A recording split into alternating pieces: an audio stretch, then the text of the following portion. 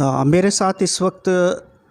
पूर्व सांसद, पूर्व मंत्री एवं पूर्व विधायक रह चुके, एक लंबी राजनीतिक पारी खेल चुके माननीय श्री शैलेंद्र सिंह जी हैं,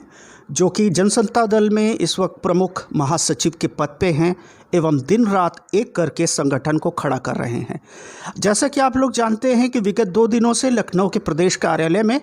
प्रदेश समिति की मीटिंग चल रही थी। उसमें क्या क्या हुआ, क्या क्या नहीं हुआ, क्या क्या योजनाएं हुई, हम माननीय शैलेंद्र जी से बात करते हैं और जानना चाहते हैं 2 दिन क्या क्या हुआ यहाँ पे।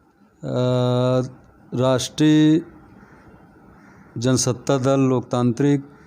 प्रदेश कमेटी और राष्ट्रीय कोर कमेटी और ज़िलेवार अध्यक्षों की एक आवश्यक बैठक 1 और 2 तारीख को यहाँ पे आज संपन्न हुई, जिसमें हम लोगों ने ज़िलेवार पूरे प्रदेश के सभी ज़िले अध्यक्षों को हम लोगों ने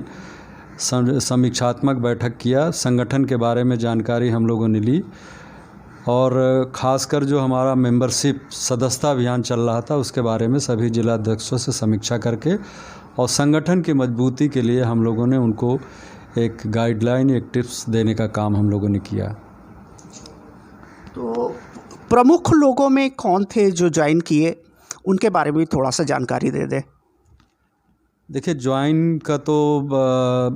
जो स्तर है पूरे प्रदेश में जिलावार हुआ है,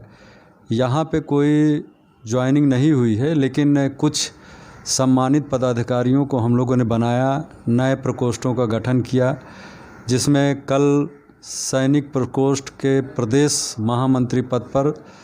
नरेंद्र सिंह फौजी, जो रायबरेली के हमारे साथी हैं, बहुत ही अच्छे संघर्षशील, सौम्य संघर्षशील साथी हैं और उनको काफ़ी अनुभव है, खासकर सशस्त्र बलों और तमाम फ़ौज के अन्य लोगों के बारे में हमेशा वो एक उनके सम्मान के लिए हमेशा विभिन्न अवसरों पर जब भी वीरता की बात आती है तो उनके बड़े अच्छे अच्छे लेख व्हाट्सएप पर देखने को मिला। तो हमने महसूस किया कि ऐसे व्यक्तित्व को प्रदेश सैनिक प्रकोष्ठ का महामंत्री बना के हम इनसे एक अच्छा संगठनात्मक जनसत्ता दल में सैनिक प्रकोष्ठ का गठन करके हम इनसे लाभ ले सकते हैं। मुझे विश्वास है कि बहुत ही जिम्मेदारी के साथ वो इस पद का निर्वाह करेंगे। जी शैलेंद्र जी, आगामी विधानसभा चुनाव में जैसा कि हमने देखा है कि उत्तर प्रदेश की राजनीति जातिगत होती है और काफ़ी सोशल इंजीनियरिंग की भी बात की जाती है, चाहे वो बहुजन समाज पार्टी हो, समाजवादी पार्टी हो। भाजपा का एक अपना वोट बैंक है। राजा भैया का क्या स्ट्रेटेजी होगी आने वाले विधानसभा चुनाव में? दूसरा मैं भूल गया था, हमारे मित्र सहयोगी और मेरे स्वर्गीय पिता धर्मवीर जी के साथ से लेकर मेरे हर संघर्षों में, हर चुनाव में बढ़ चढ़ कर अहम भूमिका निभाने वाले मोइन भाई को आज राष्ट्रीय जनसत्ता दल लोकतांत्रिक का सदस्य बनाया गया और मुझे बेहद खुशी हुई। मैं चाहूँगा कि उनके जो पुराने अनुभव है इस जनसत्ता दल की मजबूती को लेकर वो काम करेंगे और आदरणीय राजा भैया जी के हाथों को मजबूत करेंगे। जहाँ तक आपने सवाल किया कि आने वाले विगत विधानसभा के चुनाव में मेरा ऐसा मानना है, हम लोगों की कोई सोशल इंजीनियरिंग की बात नहीं है। जनसत्ता दल पार्टी पूरी तरीके से हर जात, धर्म, मजहब को लेकर चलने की बात हमारी पार्टी कर रही है और लोग बहुत तेज़ी से हमारे साथ जुड़ भी रहे हैं। हमारे राष्ट्रीय अध्यक्ष जी का, आदरणीय राजा भैया जी का व्यक्तित्व इतना अच्छा है और उनके विचार, उनके अनुभव, उनकी विद्वता की कोई मिसाल नहीं है। मैं तो उत्तर प्रदेश विधानसभा का 2 बार सदस्य मिनिस्टर यहाँ रहा और 3 बार लोकसभा का सांसद होने के नाते मैंने देखा कि इतना व्यक्तित्व और निखार और इतना उनके अंदर जो एक क्षमता है कार्य करने की पद्धति, बाहर चाहे जो भी लोग कहें राजा भैया जी के बारे में, लेकिन जो व्यक्ति उनसे जुड़ा एक बार मिला वो राजा भैया का हो के रहा। और यही कारण है कि लगातार 1993 से लेकर अब तक 6वीं बार वो विधानसभा के सदस्य हुए। विभिन्न मंत्रिमंडल में, चाहे राम प्रकाश गुप्त की, कल्याण सिंह के मंत्रिमंडल में, राजनाथ सिंह के मंत्रिमंडल में, आदरणीय मुलायम सिंह जी के आदरणीय अखिलेश जी के मंत्रिमंडल में महत्वपूर्ण विभागों का कार्यभार उनके ऊपर था और बहुत बाखूबी से उन्होंने उसका निर्वाह किया और एक सरकार को मजबूत पायदान पर खड़ा करने का भी बहुत बड़ा योगदान आदरणीय राजा भैया जी का रहा है। और अभी तक वो निर्दलीय थे, लेकिन हम ही लोगों ने उनको कहा कि आप एक पार्टी बनाइए और निर्दल कब तक आप इस तरह से संघर्ष करते रहेंगे।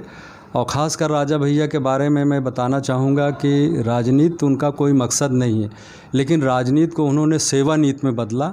और सेवा नीति के तहत आप जानते हैं कि 101 कन्याओं की, गरीब कन्याओं की शादी के अलावा अपने क्षेत्र में 4 ब्लॉकों में नेत्र शिविर लगाकर जो गरीब लोग हैं, मजलूम हैं, जो हॉस्पिटल तक जा नहीं सकते, उनका परीक्षण करा के उनको मोतियाबिंद का ऑपरेशन या नखूना जो भी बीमारी होती है आँख की, वो नई रोशनी देने का काम उन्होंने किया। यही कारण है कि वो बहुत विख्यात हैं और उनका व्यक्तित्व, उनकी सेवा नीति को देखकर हम लोग बहुत प्रभावित हुए। हम व्यक्तिगत मैं कहूँ कि मैं इसलिए व्यक्तिगत प्रभावित हुआ कि वो बहुत सम्मान बहुत देते हैं और जब सम्मान देते हैं तो हम लोग भी कोशिश करते हैं उनसे कुछ सीखने का। जैसे आज ही बैठक में जिला अध्यक्षों को संबोधित करते हुए उन्होंने बहुत ज्ञान की बातें बताई और ख़ासकर अपने महापुरुषों के बारे में उन्होंने बहुत बातें बताई जो मैं विस्तार से नहीं बताना चाहता, लेकिन उनका जो विद्वता है उसकी कोई मिसाल नहीं। किसी भी राजनीतिक व्यक्ति, तो मैं तो चैलेंज करता हूं कि डिबेट में अगर कोई राजनीतिक, चाहे राष्ट्रीय स्तर का, प्रदेश स्तर का नेता अगर डिबेट कर ले तो आदरणीय राजा भैया जी का व्यक्तित्व और निखार, उनकी विद्वता की कोई मिसाल नहीं मिलेगी। विधानसभा के चुनाव में 2022 में हम लोग चिन्हित कर रहे हैं विधानसभा कि कहाँ पे हमको लड़ाना है और हम चुनाव लड़ाएंगे जीतने के लिए। इसलिए हम चिन्हित करेंगे और हमारे कुछ मुद्दे हैं, विचारधारा हैं। जैसे आरक्षण के मुद्दे पे आदरणीय राजा भैया जी का कहना है, ये बात सही है कि आज़ादी के बाद जब आरक्षण लागू हुआ तो तमाम लोगों को आरक्षण मिला, उसमें मैं भी हूँ, मैं अपने को अलग नहीं करता, लेकिन मैंने देखा कि जो आरक्षण का लाभ मिला उनके परिवार के अन्य लोगों को मिला, लेकिन हमारे ही जात बिरादरी के या तमाम अन्य अनुसूचित जात की बिरादरी के लोगों को जो निचले पायदान पे खड़े हैं, जिनको कोई सुविधाएं नहीं मिले, आरक्षण का फ़ायदा नहीं मिला, हम चाहते हैं वो फ़ायदा अब उन तक मिले। आदरणीय राजा भैया जी, हम लोग जो है आरक्षण के विरोधी नहीं है, आरक्षण लागू हुआ है, लेकिन आखिरी पायदान पे जो गरीब मजलूम है उन तक आरक्षण का लाभ मिले, ये जनसत्ता दल का मकसद है। किसानों को समय पे बिजली, खाद, कृषि उपकरण और देखा जाए तो उनकी लागत का वाजिब मूल्य मिले, ये हमारा जनसत्ता दल का प्रयास है। जहाँ तक अभी किसान आंदोलन की बात चर्चा में है इस वक्त प्रमुखता से, एमएसपी की बात होती है, एमएसपी कभी कोई ख़त्म नहीं कर सकता और एमएसपी बराबर किसानों को मिले। किसानों को अपने उपज का, चाहे वो धान हो, गेहूं हो या अन्य तिलहन जो भी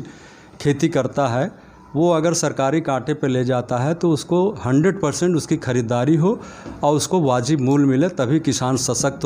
होगा और भारतवर्ष भी मजबूत होगा। शालीन जी, आपको बहुत बहुत हार्दिक शुभकामनाएं मेरी तरफ से, द इंक न्यूज़ की तरफ से, तमाम दर्शकों की तरफ से। आपने अपना समय दिया, नमस्कार, धन्यवाद। बहुत बहुत धन्यवाद रोशन भाई, आपको, आपके चैनल को, कि आपने मेरा जो है, मेरे कुछ विचार आपने लिए हैं और मैं कोशिश करूंगा कि जनमानस के तमाम मुद्दे या हमारे पार्टी को मजबूती के लिए मैं जितना शेष जीवन मेरा है मैं काम आ सकूं, इसके लिए हम कृत संकल्प हैं। धन्यवाद।